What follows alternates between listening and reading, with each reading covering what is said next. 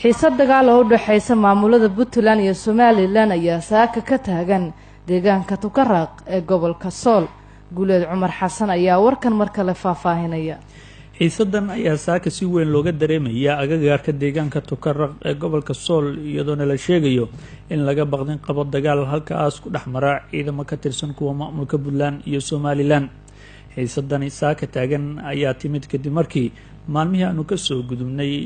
ilaa saacadihii shalayto ugu dambeysay ee ciidamo badan oo ka tirsan kuwa Puntland iyo Somaliland lagu soo daabulay agagaarka deegaanka Tukaraq ee gobolka Sool, taasna la sheegay inay keentay dhaqdhaqaaq baahsan oo xiisad dagaal salka ku haya in saaka laga dareemo agagaaraha deegaanka Tukaraq ee gobolka Sool. qaar ka mid ah dadka ku sugan gudaha deegaankaas ayaa qaba baqdin ku aadan in dushooda lagu dagaalamo iyadoona la sheegayo in la arkayo gaadiidka gaashaaman iyo ciidamo aad u badan oo saacadii ugu dambeeyay siyaabooyin kala duwan loo keenay agagaarka deegaanka Tukaraq ee gobolka Sool.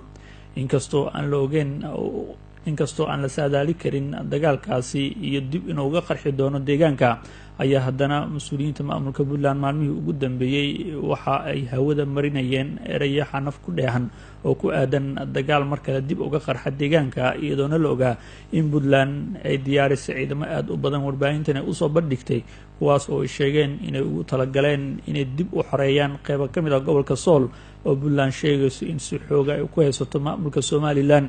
laakiin Somaliland ayaa iyaduna dhankeeda maalmihii aanu ka soo gudubnay ka dhawaajinaysay inay diyaar u tahay wada hadal ee la gasho maamulka Puntland si loo joojiyo dhiig ku daataa qeybo ka mid ah gobolka Sool oo xiisadooda ay ka taagan tahay maamulada Puntland iyo Somaliland.